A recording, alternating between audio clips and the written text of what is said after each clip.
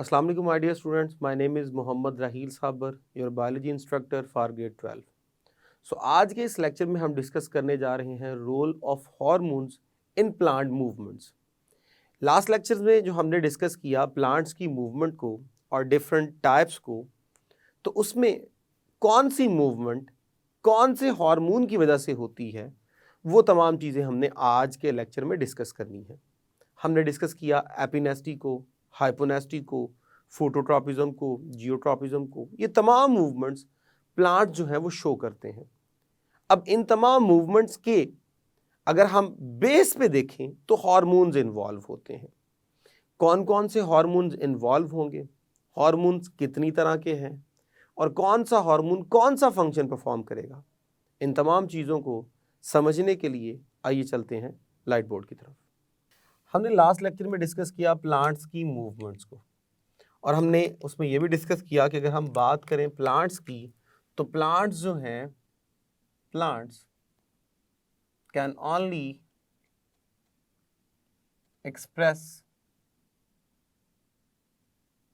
Movements. ये सिर्फ और सिर्फ क्या करते हैं, मूवमेंट्स जो हैं वो एक्सप्रेस करते हैं, शो करते हैं। और मूवमेंट्स हमने पढ़ा था ये बेसिकली है रिस्पॉन्सेस ऑन स्टिमुलस।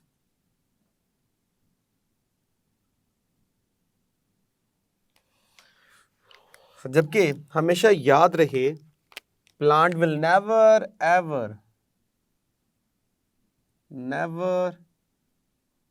एवर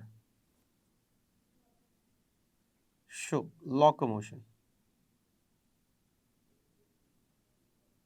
ये लोकोमोशन कभी भी शो नहीं करेंगे। They will never ever move from one place to another place. हाँ, कोई एक पार्ट इनका जरूर मूव कर सकता है, लेकिन पूरे का पूरा प्लांट जो है will not be able to move from one place to another place. इनमें मूवमेंट जरूर होती हैं और मूवमेंट जब भी होंगी वो होंगी चेंज इन ग्रोथ और टर्गर। तो जो भी इनके अंदर हमें मूवमेंट्स नजर आएंगी उनमें ज्यादातर इन्वॉल्व क्या होगा कि ग्रोथ के पैटर्न में चेंज आ रहा है, उसकी वजह से शेप में जो है वो चेंज आ गया, या टर्गर की वजह से यानी वाटर के लॉस और वाटर के इनटेक की वजह से जो है वो शेप में क्या आ गया जी, चेंज आ गया। अब ये जो मूवमेंट्स हमारे पास हो रही हैं ग्रोथ की वजह से या टर्गर की वजह से, इनमें हमेशा जो मेन रोल परफॉर्म करते हैं वो हार्मोन्स करते हैं, हार्मोन्स। सो हार्मोन्स जो हैं वो मेन रोल परफॉर्म करते हैं। So movements in plants depends upon hormones. अगर हार्मोन्स होंगे तो स्पेसिफिक मूवमेंट्स होंगी और अगर हार्मोन्स नहीं होंगे तो स्पेसिफिक मूवमेंट्स नहीं होगी। अगर हम हार्मोन्स की जो है वो डिवीजन्स में जाएं तो हमारे पास एक होता है ऑक्सिन, एक होता है हमारे पास जिब्रालीन,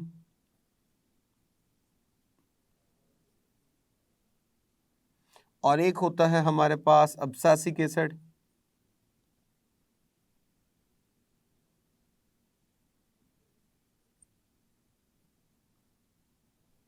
अब ये बेसिकली तीन मोस्ट इंपॉर्टेंट हार्मोन्स हैं जो कि इन्वॉल्व होंगे इन प्लांट्स मूवमेंट।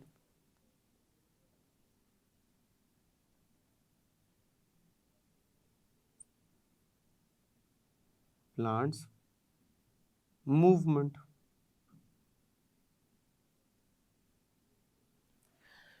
अगर हम यहां ऑक्सिन की बात करें तो हमारे पास जो ऑक्सिन है, ऑक्सिन, उसके लिए हम साइंटिफिक नेम यूज करते हैं इंडोल एसिटिक एसिड।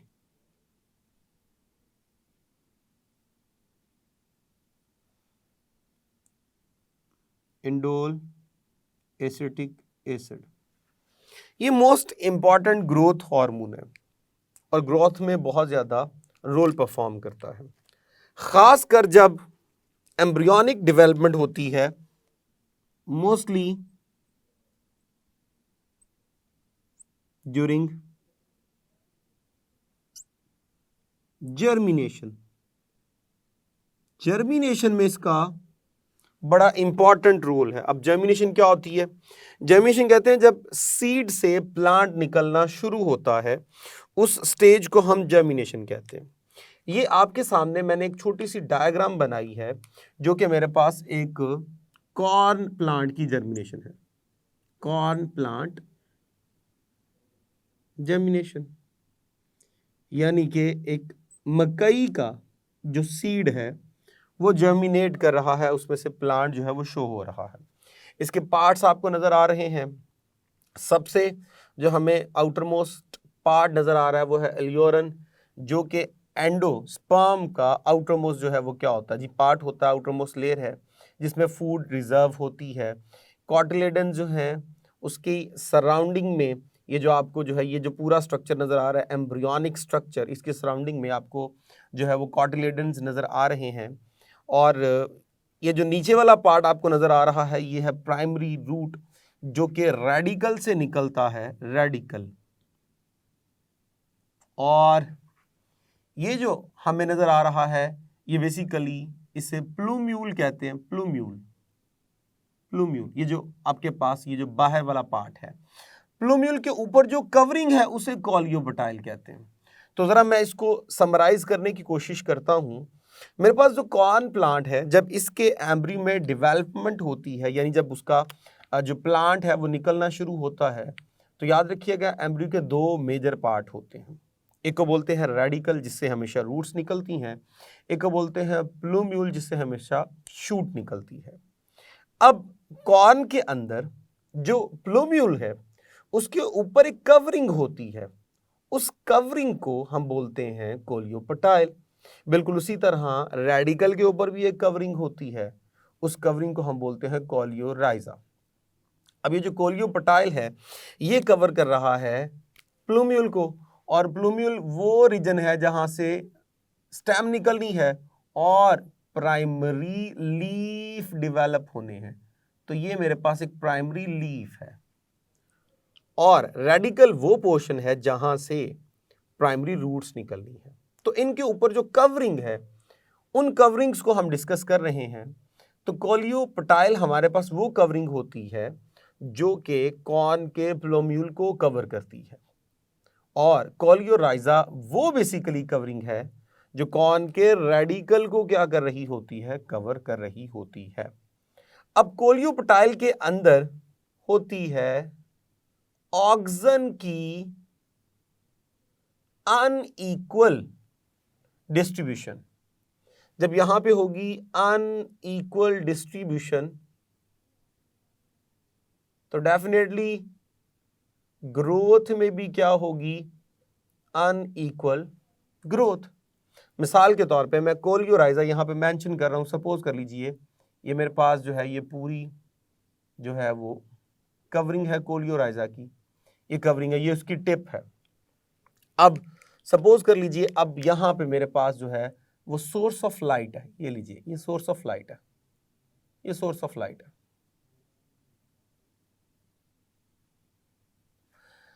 अब क्या होगा, अब यहां पर इसकी दो डिवीजन्स हो जाएंगी। तो इमेजिनरी हम इसकी दो डिवीजन्स कर देते हैं, ये लीजिए। अब होगा ये एक साइड पे ऑक्सीजन कम बनेगा और एक साइड पे ऑक्सीजन ज्यादा बनेगा, ये लीजिए ये ऑक्सीजन ज्यादा बनना शुरू हो गया। अब जिस साइड पे ऑक्सीजन ज्यादा बनेगा वहां पे ग्रोथ रेट ज्यादा होगा, सेल डिवीजन ज्यादा होगी, सेल इनलार्जमेंट ज्यादा होगी, और ये पूरे का पूरा पार्ट जो है ये टर्न कर जाएगा towards the source of light, ये लीजिए ये टर्न हो गया। अब आप देख लीजिए बेसिकली ये हमारे पास डिवीजन थी, तो ये जो आउटर पार्ट है ये क्या कर रहा है, शोइंग मोर ग्रोथ। और ये जो पार्ट है ये शोइंग लेस ग्रोथ। तो देख लीजिए अनइक्वल डिस्ट्रीब्यूशन की वजह से ऑक्सन की ग्रोथ में क्या आ गया, डिफरेंस आ गया। अब जब ग्रोथ में डिफरेंस आ गया तो उसकी वजह से ये जो पूरी की पूरी आपके पास जो शूट नजर आ रही है विच इज कवर्ड बाय कोलियोपटाइल, उसमें भी क्या आ गई जी, बेंडिंग जो है वो शो हो गई। अब इसकी जो बेंडिंग है वो towards the source of light है, और लाइट एक एक्सटर्नल सोर्स है, इसलिए हम कह सकते हैं कि ये हो गई फोटोट्रॉपिज्म। तो यही बात आपको समझानी थी कि याद रखिएगा ये जो फोटोट्रॉपिज्म होती है ये होती है ड्यू टू ऑक्सन।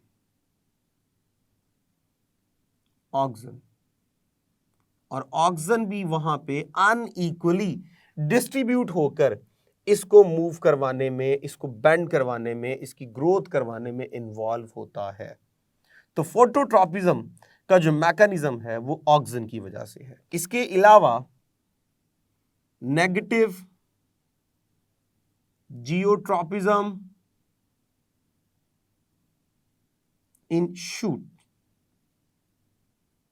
और पॉजिटिव जियोट्रॉपिज्म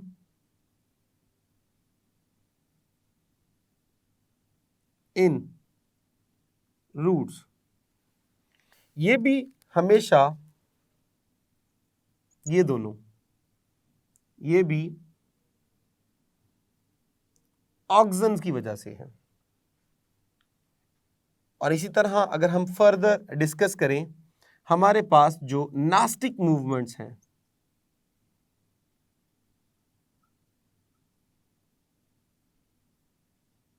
इन प्लांट्स, वो हमेशा होगी due to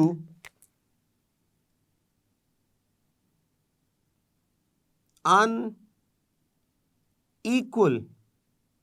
ratios of hormones.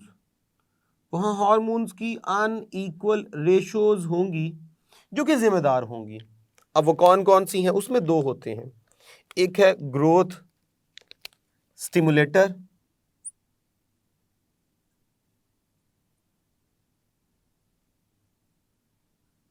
और एक होगा ग्रोथ इनहिबिटर।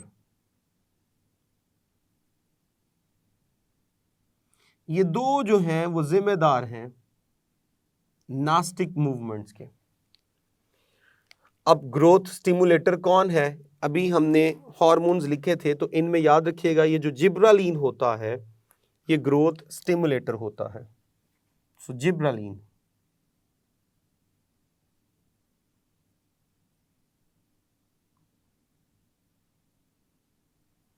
और जब हम बात करते हैं ग्रोथ इनहिबिटर की, जो अब्सासिक एसिड लिखा था,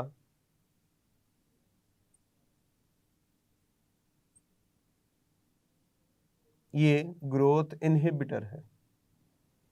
तो यहां पर नास्टिक मूवमेंट्स में इन्वॉल्व है हमारे पास जिब्रालीन और अब्सासिक एसिड और इनकी अनइक्वल डिस्ट्रीब्यूशन। इसी तरह अगर हम फर्दर डिस्कस करें तो हमने एक चीज डिस्कस की थी, एपिनेस्टी और हाइपोनेस्टी।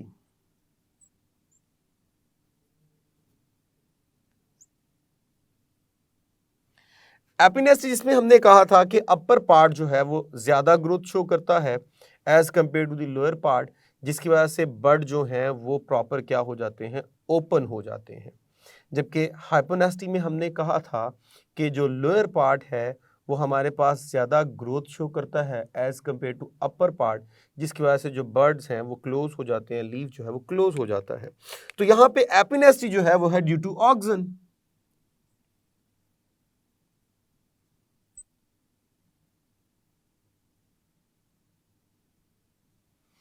और हाइपोनेस्टी जो है वो है ड्यू टू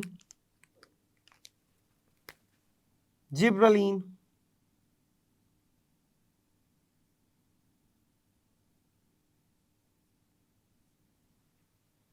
जो कि क्या करता है, हाइपोनेस्टी काज करता है। तो तो इस तरह हमने रोल ऑफ हार्मोन्स डिस्कस किया इन प्लांट्स मूवमेंट, और इनके अंदर ऑक्सिन क्या रोल परफॉर्म करता है ये डिस्कस किया, जिब्रालिन क्या परफॉर्म कर रहा है ये डिस्कस किया, और अब्सेसिक एसिड क्या कर रहा है ये भी हमने डिस्कस किया। अगर हम इस पूरे लेक्चर को जो है वो समराइज करें विद रिस्पेक्ट टू इम्पॉर्टेंस, तो ये पूरे का पूरा टॉपिक जो है वो शॉर्ट क्वेश्चंस के लिहाज से इंपॉर्टेंट है, शॉर्ट क्वेश्चंस के लिहाज से या एमसीक्यूज के लिहाज से इंपॉर्टेंट है। यानी इसमें से लॉन्ग नहीं बनता, या तो शॉर्ट पूछे जाएंगे, शॉर्ट क्वेश्चंस पूछे जाएंगे, या फिर इनसे पूछा जाएगा डिफरेंट एमसीक्यूज के पॉइंट्स। मिसाल के तौर पे कोलियोपटाइल की जो ग्रोथ है, उसकी जो अनइक्वल डिस्ट्रीब्यूशन है, या उसकी जो बैंडिंग मूवमेंट्स हैं वो किस वजह से हैं, फोटोट्रॉपिज्म किस वजह से है, जियोट्रॉपिज्म किस वजह से है, या ग्रोथ स्टिमुलेटर कौन है, ग्रोथ इनहिबिटर कौन है, एपिनेस्टी में कौन इन्वॉल्व है, हाइपोनेस्टी में कौन इन्वॉल्व है, ये जो सारे टॉपिक्स हैं, ये छोटे छोटे पॉइंट जो हैं, ये सारे के सारे आपसे एमसीक्यूज के अंदर पूछे जा सकते हैं या शॉर्ट क्वेश्चंस में पूछे जा सकते हैं। लॉन्ग के तौर पे इस क्वेश्चन के पूछे जाने के चांसेस बहुत ज़्यादा कम है। सो होप सो आपको समझ आई होगी। अब तक के लिए इतना ही, इजाज़त दीजिए for next lecture. Thank you very much. Allah हाफ़िज़।